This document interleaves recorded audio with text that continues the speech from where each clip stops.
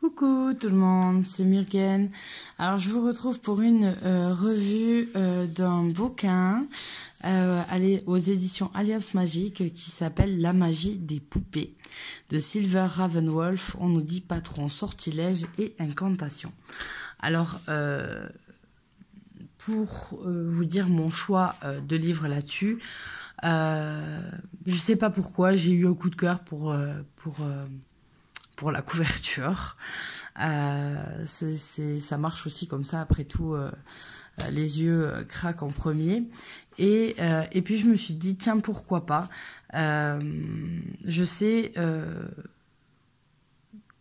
dans la pratique, on peut aussi faire nos poupées en forme de cire, etc. Et souvent, quand on parle de la magie des poupées, on pense à la poupée vaudou, à qui on plante des trucs, etc. Mais la poupée, c'est pas que en mode vaudou et je mets une épingle dans la tête. Pas du tout. Ça peut avoir différentes choses. Ça peut être quelque chose qu'on garde dans la poche, quelque chose qu'on offre, etc.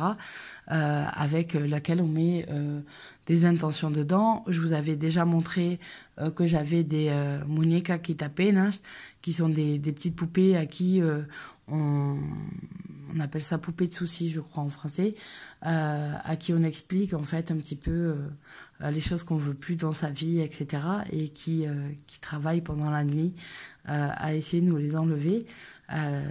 Ça nous oblige en fait à formuler ce qui va pas, à se rendre compte de ce qui va pas, ce qu'on ne veut plus, de le formuler clairement. Et le fait de le faire fait travailler en fait sur soi pendant la nuit. Et la magie des poupées, de ces poupées qui t'appellent, elle est là en fait. Donc là, on va avoir en quatrième de couverture. Alors moi, j'ai vraiment aimé l'illustration. Donc on a un livre qui est assez lourd, assez grand quand même, etc. Et qui est au prix de 20 €. Donc c'est un prix accessible pour un livre comme ça, de cette qualité et beau comme ça. Donc on nous dit, Silver Ravenwolf, auteur de plusieurs best-sellers, vous propose un guide pratique pour explorer l'un des domaines les plus fascinants de la magie. Dans la magie des poupées, vous trouverez tout ce dont vous avez besoin pour fabriquer vos propres poupées enchantées et vos animaux spirituels pour l'amour, l'argent, la santé, le bannissement, l'attraction et pour bien d'autres choses encore.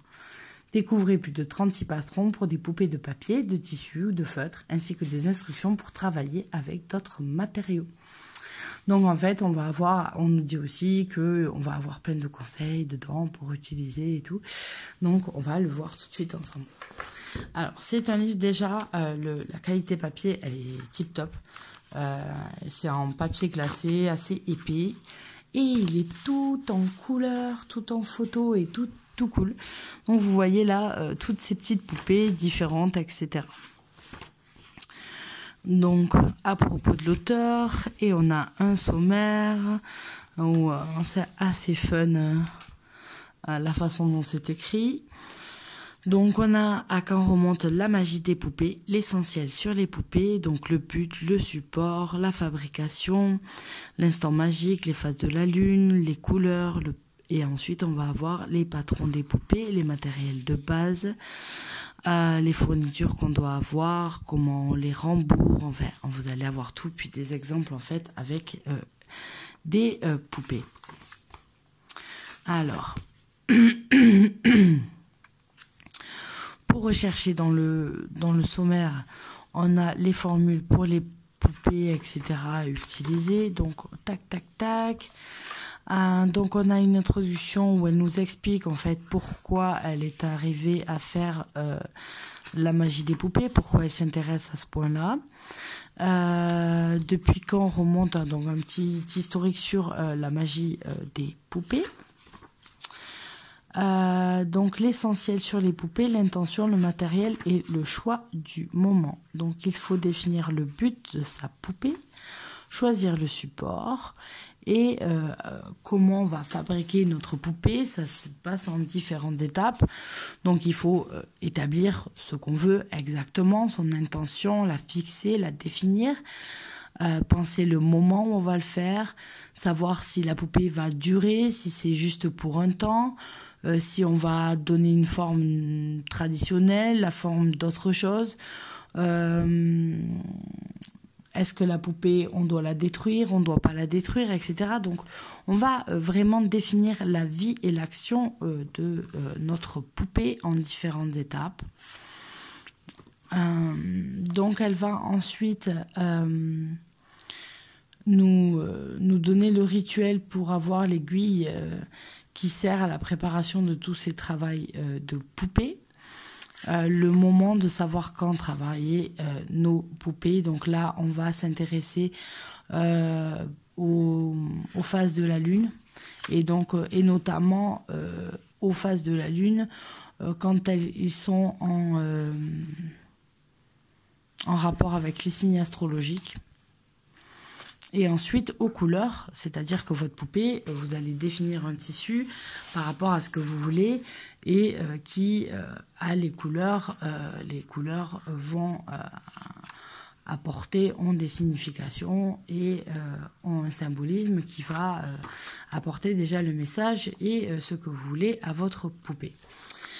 Ensuite, vous allez choisir le patron que vous voulez à votre poupée. Donc, vous voyez que là, on en propose pas mal. On nous propose, vous voyez, celle-ci en forme de déesse, là avec les ailes d'un ange, une poupée plus large en bas, plutôt comme ça, plutôt fine.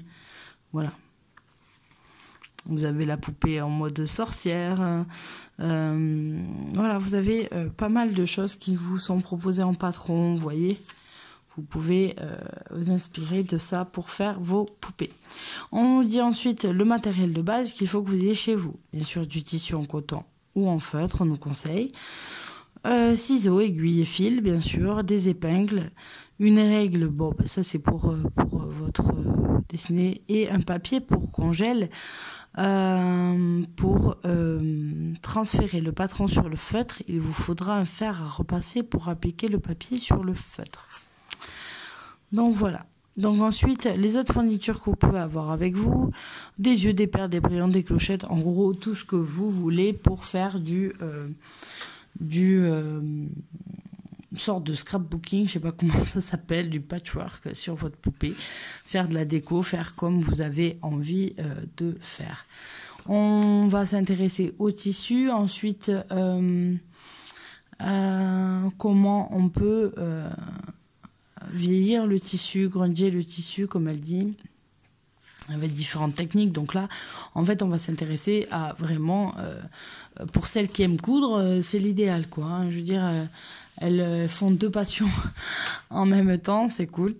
Donc voilà, s'il y a une poupée qui n'est pas finie, qu'est-ce que j'en fais? Comment je vais rembourrer mes poupées? Comment je vais les réussir? Donc voilà, il y a tout plein de petits conseils pour faire les poupées. Donc vous avez des boîtes pour pouvoir ranger vos poupées, ce que vous voulez pour les ranger, les mettre en repos, voilà. Donc on va avoir plein de conseils comme ça. On va avoir la purification du matériel avant de travailler, puisqu'on est quand même dans du travail magique.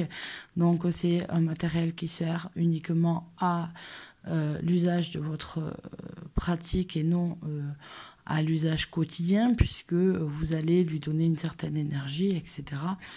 Travailler avec et pas la laisser se disperser ou en attraper toutes les énergies qui passent. Donc voilà, on vous montre comment il faut faire pour découper votre poupée, votre patron sur le tissu en mettant des épingles pour bien rester accroché. Comment en fait je vais décorer mon tissu. Et vous voyez que là, par exemple, c'est un truc un peu psychédélique à la Picasso, mais ça marche très bien aussi en fonction de ce que vous voulez. Et donc, en fait, ce qui est intéressant, c'est que vous apprenez qu'en fonction de ce que vous voulez faire avec votre poupée, vous pouvez y mettre ce que vous voulez dedans, dans le rembourrage. Vous pouvez très bien y mettre des herbes, vous pouvez y mettre des pierres, vous pouvez y mettre des sceaux comme ceci, des sigils, des runes, vous pouvez y mettre des objets, vous pouvez y mettre, je sais pas, des cheveux, vous pouvez y mettre de l'huile, voilà, vous pouvez mettre ce que vous voulez. C'est un petit peu la poupée, c'est un petit peu ceux qui pratiquent avec des sachets. Un peu le même principe. Le même principe que quand vous faites de la magie avec des sachets, avec des sacs en tissu, ou par exemple vous allez faire un sac pour apaiser vos enfants le soir, voilà, qu'ils aient un sommeil réparateur et doux, voilà, que vous laissez un sachet dans leur chambre par exemple. Donc voilà, vous avez des exemples de seaux, et donc elle va nous montrer comment elle fait les poupées en différentes photos, ce qu'elle va utiliser et les rituels ensuite pour faire les poupées, comment on va nommer nos poupées, comment on va, ils appellent ça mettre au monde en fait une poupée, hein, comme si on mettait au monde un humain. Donc comment on va préparer notre poupée, et pas seulement physiquement, mais comment on va préparer notre poupée à se charger avec notre intention et à lui donner sa mission de vie en fait à faire. Donc vous voyez, différentes façons de faire des poupées. Là, c'est des poupées en argile. Vous pouvez les sculpter, c'est ce que je vous disais. Elles peuvent se faire aussi en cire. Vous pouvez faire vos poupées avec du savon aussi. En forme de savon, vous sculptez une poupée. Vous pouvez travailler, quand vous faites votre propre savon, à y mettre des herbes, etc. Préparez votre savon, par exemple, comme si vous faisiez une poupée et vous y mettiez les mêmes choses dedans. Vous préparez votre savon, vous lui donnez la forme d'une poupée, ou pas, hein, vous faites comme vous voulez. Et ce savon, par exemple, aura une mission à chaque fois que vous allez l'utiliser, etc., pour vous aider. Donc il peut y avoir différentes choses. Chacun après voit dans sa pratique et ses intentions ce qu'il a envie de faire. Donc elle nous parle des différentes sortes de poupées, des poupées comment elles sont faites. Donc voilà, elle nous donne des exemples de poupées qu'on peut faire, des poupées qu'on peut, des poupées qu'elle a appelées, qu'elle a fait. Elle nous montre comment. Elle nous donne des petites idées pour habiller les poupées. Et ensuite, elle va nous donner, pour elle, des sortes de poupées qu'on peut faire et quel est le travail et les missions qu'on peut leur donner. Vous voyez que vous en avez pas mal. Vous avez le lapin de Brigide,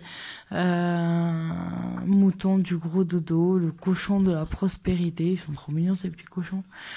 Donc voilà, vous allez avoir tout ça, toutes les recettes un petit peu. Ensuite, elle nous parle de si vous faites une poupée pour quelqu'un, si vous prenez une poupée achetée en magasin, et des formules pour poupées. Pour la concentration, pour la fortune, la chance, donc la divination. Qu'est-ce qu'elle utiliserait comme plante dedans, les cristaux, les huiles magiques, la couleur qu'elle prendrait, à quel moment elle ferait la poupée. Donc voilà, pour certaines intentions que vous voulez, pour créer votre propre poupée, vous avez déjà des éléments pour arriver à la créer sans avoir à faire trop de recherches, etc.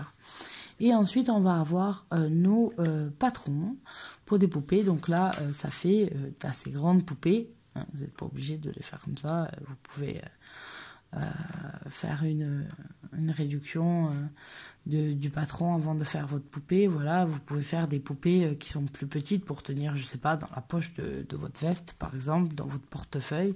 Si vous faites une poupée pour l'abondance, etc., ça peut être n'importe quoi.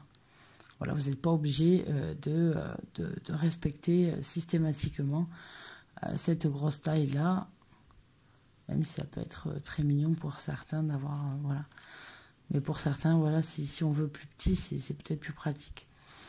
Et donc voilà, elle nous donne un épilogue et puis une bibliographie, un glossaire et un index pour avoir une recherche beaucoup plus facile, comme un manuel en fait. Comme un manuel, si je cherche, je sais pas moi, le mot les yeux par exemple, ben, les yeux, on en parle telle page, telle page, telle page, telle page, et ça facilite la recherche sur ce qu'on veut. Donc voilà, c'était vraiment une petite vidéo en revue sur ce livre qui est assez sympa, qui est pratique, qui est accessible à des débutants par exemple. Et la magie des poupées, voilà, c'est tout mignon, ça permet en plus d'avoir une activité créative un petit peu, et ça aide aussi à apporter du calme et à se retrouver, à voir quelque chose, etc. Donc c'est bien aussi, c'est pas qu'une pratique magique, il y a aussi ce côté divertissant pardon, et il sera aussi relaxant. Donc voilà, c'est quelque chose d'assez sympa. Et puis c'est surtout pour celles qui aiment la magie et la couture, alors là c'est le must-have pour le moment, avoir un livre comme ça. Donc voilà, je vous fais à tous d'énormes bisous et je vous retrouve très bientôt pour de nouvelles vidéos. Bye bye.